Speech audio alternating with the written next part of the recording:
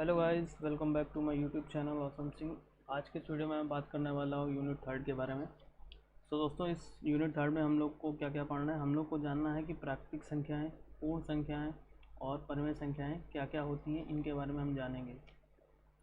सबसे पहले बात करते हैं प्राकृतिक संख्याएँ क्या होती हैं। तो प्राकृतिक संख्याएँ वे संख्याएँ होती हैं जो एक से शुरू होती हैं और कहाँ तक चलती हैं, अनंत तक चलती हैं। तो प्राकृतिक संख्याओं के बारे में आप एक डेफिनेशन क्या बता सकते हो? सभी धनात्मक संख्याओं जो एक से शुरू होती हैं उनके समूह को हम क्या कहेंगे? प्राकृतिक संख्याएं कहेंगे, यानी कि क्या कहेंगे? नेचुरल नंबर बोलेंगे। ठीक है, ये होती है हमारी नेचुरल नंबर्स होती हैं। इसके बाद बात करते हैं पूर्ण संख्याएं क्या होती हैं। तो ऐसी सभी संख्याएं जो जीरो के साथ सभी धनात्मक संख्याएं सम्मिलित जब हो जाती हैं, 1 2 3 4, है ना। मतलब आप ऐसा कह सकते हो कि शून्य के साथ सभी प्राकृतिक संख्याएं, सभी जो प्राकृतिक संख्या हैं इसके समूह को ही हम क्या कहते हैं? पूर्ण संख्या कहते हैं। ठीक है, तो शून्य को सम्मिलित करके सभी प्राकृतिक संख्याओं के समूह को क्या कहेंगे? हम पूर्ण संख्या कहेंगे। नेक्स्ट बात करते हैं कि पूर्णांक क्या होते हैं। पूर्णांक के बारे में हम देखते हैं कि पूर्णांक क्या होते हैं। पूर्णांक को हम लोग इंग्लिश में बोलते हैं इंटीजर। क्या कहते हैं? इंटीजर्स कहते हैं। ठीक है, तो इंटीजर्स के बारे में अगर आप बात करोगे तो व्हाट इज इंटीजर? तो सभी धनात्मक एवं ऋणात्मक संख्याओं का समूह, मतलब set of all positive numbers including zero and set of all negative numbers. ये सब किस में आ जाते हैं? आपके इंटीजर्स के अंतर्गत आ जाते हैं। मतलब सभी प्राकृतिक संख्याएं और ऋणात्मक संख्याओं को जब हम शून्य के साथ ले लेते हैं तो इस तरह बनने वाले समूह को क्या कहोगे आप? पूर्णांक कहोगे। ठीक है, ये बात हो गई पूर्णांक की। अब बात कर लेते हैं कि परिमेय संख्या क्या होती है, जिसको हम लोग किस नाम से जानते हैं? रेशनल नंबर के नाम से जानते हैं। कि व्हाट इज़ परिमेय संख्या, व्हाट इज़ रेशनल नंबर। तो रेशनल नंबर क्या होता है? कोई भी संख्या है जब उसको आप अगर P अपॉन Q के फॉर्म में लिखो, है ना, जब भी कोई संख्या को अगर P अपॉन Q के फॉर्म में लिखो, जहाँ पे आपका P और Q दोनों क्या हो? इंटीजर हो। जहाँ पे आपका P और Q दोनों इंटीजर हो तो उसको आप क्या कहोगे? परिमेय संख्या कहोगे। ठीक है, P और Q दोनों क्या होने चाहिए? इंटीजर होने चाहिए। ये हमारा क्या होता है? परिमेय संख्या की डेफिनेशन होगी। तो ये जो जितनी मैंने स्लाइड्स बनाई हुई हैं इस पीपीटी में, आपको सब जगह इसकी डेफिनेशन मिल जाएगी। आप चाहें तो उसका एक शॉर्टकट स्क्रीनशॉट ले सकते हैं अगर आपको एग्जैक्ट डेफिनेशन पढ़नी है। अदरवाइज़ मैंने जितना इस वीडियो में बताया है आप वो डेफिनेशन भी लिखेंगे, आपको पूरे मार्क्स मिलेंगे। ठीक है, तो आगे चलिए बात करते हैं कि प्राकृतिक संख्याओं का रेखा प्रदर्शन कैसे करते हैं। तो यहाँ पे सबसे पहले आपको दिख रही है, ये लाइन दिख रही है, इसको बोलते हैं हम लोग नंबर लाइन कहते हैं। इसको कहते हैं संख्या रेखा कहते हैं। ये जो होती है इसको हम लोग बोलेंगे क्या? संख्या रेखा। ये आपकी संख्या रेखा होती है। तो इसमें क्या होता है कि यहाँ पे हम बिंदुओं के द्वारा समान दूरी पर सभी प्राकृतिक संख्याओं को इस तरह से लिख देते हैं। ठीक है, तो ये प्राकृतिक संख्याओं का निरूपण हो गया कि हम नंबर संख्या रेखा पे कैसे प्राकृतिक संख्याओं को दिखा सकते हैं। तो दोस्तों, अगर क्वेश्चन एक आपके पास आ जाए कि सबसे छोटी प्राकृतिक संख्या क्या होती है, तो वहाँ पे आपका उत्तर क्या होगा? एक आप हमारी क्या होती है? सबसे छोटी प्राकृतिक संख्या होती है। ठीक है, और अगर आपसे पूछा जाए कि सबसे छोटी पूर्ण संख्या कौन है, तो आप क्या बताओगे? जो शून्य को बताओगे। ठीक है, क्योंकि जितनी पूर्ण संख्या होती है वो कहाँ शुरू होती हैं? शून्य से शुरू होती हैं। नेक्स्ट देखिए, हम बात कर लेते हैं कि आपका परिवर्ती संख्याएं क्या होती हैं। परिवर्ती संख्या क्या होती है? परिवर्ती संख्याओं को क्वेश्चन इस तरह से पूछ सकते हैं कि उत्तरवर्ती संख्या क्या होती है, अनुवर्ती संख्या क्या होती है। तो ये जो तीनों चीज़ें हैं ये एक ही के नाम है। परिवर्ती बोलिए, उत्तरवर्ती बोलिए, अनुवर्ती बोलिए, ये तीनों एक ही के नाम है। तो देखिए, इसको मैं बहुत ही शॉर्ट तरीके से आपको बता रहा हूँ क्या होती है। कि जब भी कोई क्रमागत संख्या से शुरू होती है, जैसे 1 2 3 4, ये सब क्या है? क्रमागत संख्याएँ हैं। ठीक है, तो एक के बाद क्या आ रहा है? 2 आ रहा है। ठीक है, तो हम 2 को 1 का क्या बोलेंगे कि ये इसकी परिवर्ती संख्या है। अनुवर्ती संख्या भी कह सकते हैं। ठीक है, तो मतलब 2 क्या है? आपकी 1 की अनुवर्ती संख्या है। 3 क्या है? आपकी 2 की अनुवर्ती संख्या है। तो इतनी छोटी सी बस बात है। यहाँ पे आपको डेफिनेशन में यहाँ से क्लियर भी हो जाएगा कि प्राकृतिक संख्याओं के बारे में भी हम बात कर ही चुके हैं कि 1 के बाद अगली प्राकृतिक संख्या क्या है? 2 आएगी। ठीक है, तो 2 कैसे आ रही है? जब हम 1 में एक में जब हम एक को जोड़ दे रहे हैं तब हमें क्या मिल रहा है, 2 मिल रहा है। ठीक है, तो यहाँ पे एक के बाद तुरंत आने वाली जो संख्या होगी उसको हम क्या बोलेंगे, वो अनुवर्ती संख्या है या परिवर्ती संख्या है, किसकी, एक की। ठीक है, और इसी का अगर आप रिवर्स कर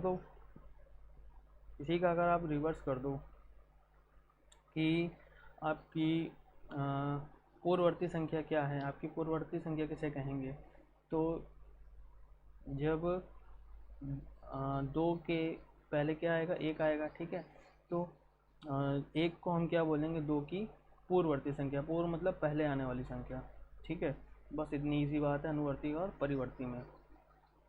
पूर्ण संख्या के बारे में मैं आपको पहले से बता चुका हूँ कि पूर्ण संख्याएं क्या होती हैं, वो उसकी डेफिनेशन आप लोग यहाँ पे भी देख सकते हैं कि शून्य को सम्मिलित करने पे सभी जो पूर्ण संख्याएं धनात्मक संख्या होती हैं उन्हें हम क्या कहते हैं, पूर्ण संख्याएं कहते हैं।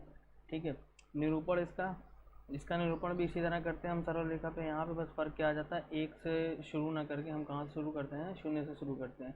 तो इसके बारे में हम कुछ बातें यहाँ पे देख लेते हैं कि क्या निष्कर्ष यहाँ पे बताए गए हैं कि शून्य के बाईं ओर कोई भी पूर्ण संख्या नहीं होती है, क्योंकि सारी पूर्ण संख्याएं शुरू ही कहाँ से होती हैं, 0 से होती हैं।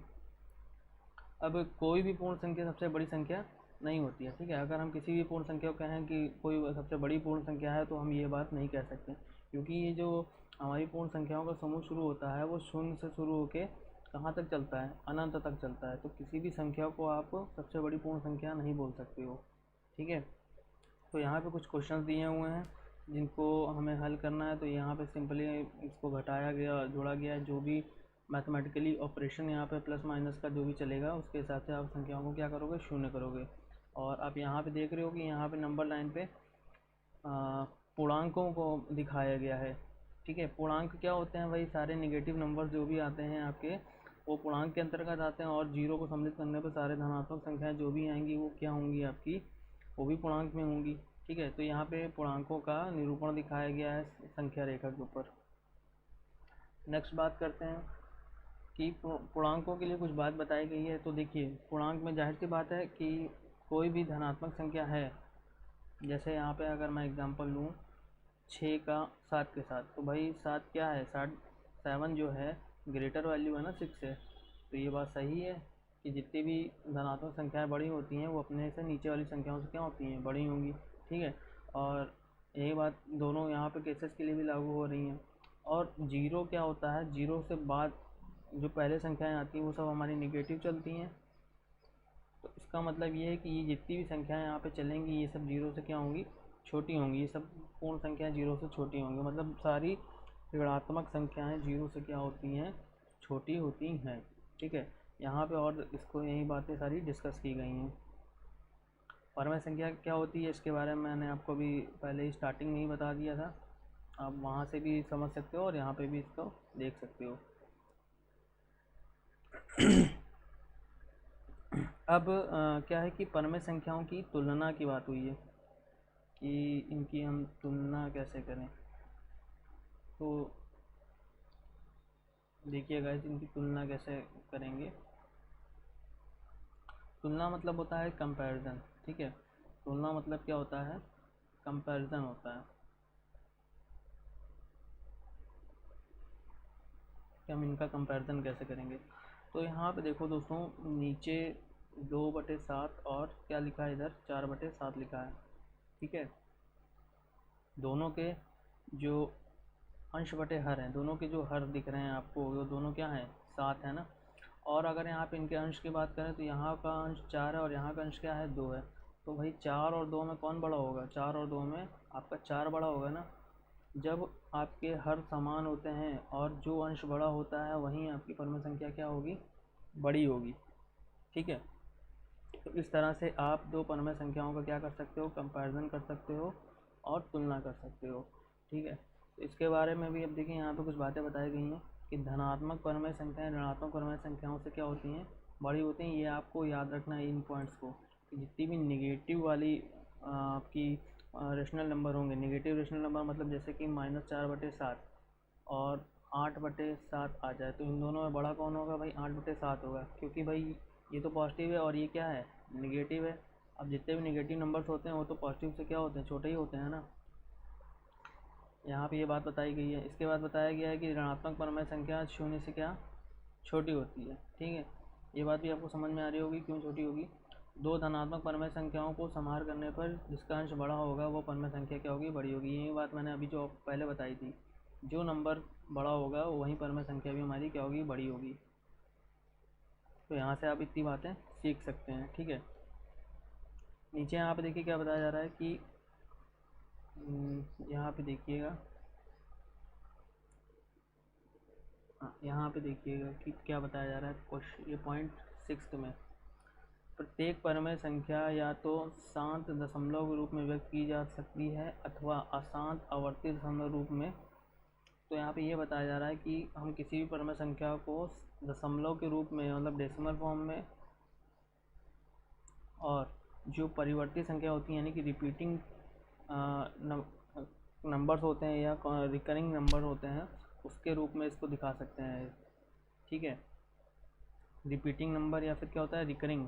रिकरिंग आपने सुना होगा, इसको बोलते हैं रिकरिंग। रिकरिंग मतलब होता है जो रिपीट होता है बार बार। तो यहाँ पे आपको बस आवर्ती का मतलब समझना है, जिसकी बार बार क्या होती है, आवृत्ति होती है, बार बार रिपीटिशन होता है।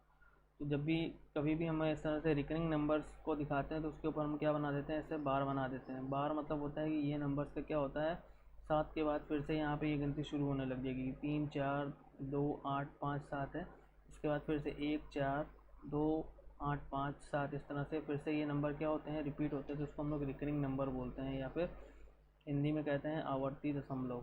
ठीक है, अब आगे बढ़ते हैं, इसके कुछ क्वेश्चन देख लेते हैं। यहाँ पे देखिए सबसे पहले क्या बताया जा रहा है कि प्राकृतिक संख्याएं क्या होती हैं, उसको हमें अलग करना है। ठीक है, और यहाँ पे आप देखो प्राकृतिक संख्या कहाँ शुरू होती हैं। प्राकृतिक संख्या के बारे में आपको बताया था, 1 से शुरू होकर कहाँ तक चलती हैं, अनंत तक चलती हैं। तो यहाँ पे आप देखिए 0 तो आएगा नहीं आपका, ये प्राकृतिक संख्या है और ये प्राकृतिक संख्या है, और ये जो तीनों दिखाई दे रही है ये आपकी क्या है, रेशनल नंबर है। तो हमारी प्राकृतिक संख्या में कौन कौन आ गया, 353 और 765। ठीक है, यहाँ पे पूर्ण संख्याओं के बारे में बताया गया कि पूर्ण संख्याएं इनमें से हमें बतानी है। पूर्ण संख्या क्या हो सकती है, 762 भी हो सकती है, 252 भी होगी, निगेटिव नहीं होगा, रेशनल नंबर में नहीं होगा, ये होगी एंड ये होंगी। ये आपको बात समझ में आ रही होगी। पूर्णांक यहाँ पे आपको बताना है, पूर्णांक आपको कौन कौन होंगे, ये भी देखिए पूर्णांक में है क्योंकि समस्त धनात्मक और ऋणात्मक पूर्णांक में आते हैं। ये भी आपका पूर्णांक कहलाएगा, ये भी, ये आपके पूर्णांक नहीं कहलाएगा, ये आपकी परमेय संख्या, क्योंकि यहाँ पे देखिए दशमलव शुरू हो गया है। परमेय संख्या के बाद आगे देखिए निम्नलिखित में से परमेय संख्या यहाँ पे आपको बतानी है। तो यहाँ पे परमेय संख्या क्या होंगी, 0.35 ये भी होगा, और ये तीनों जो नंबर अंडर रूट वाली जितनी वैल्यूज होंगी वो भी आपकी परमेय संख्या के अंतर्गत आ जाएंगी एक तरीके से। क्योंकि अगर आप देखो √2 की वैल्यू आपको अगर पता हो तो 1.144 होती है। यहाँ पे आप इसका डेसिमल हटाओगे तो यहाँ पे नीचे क्या बन जाएगा, 1000 बन जाएगा। एक तरीके से अभी अगेन P/Q की फॉर्म बन गई है। ठीक है, और दोनों क्या है, धनात्मक हैं, पूर्ण संख्याएं हैं। तो इस वजह से अंडर रूट वाली जितनी वैल्यूज होंगी वो भी क्या होंगी, परमेय संख्या के अंतर्गत आएंगी।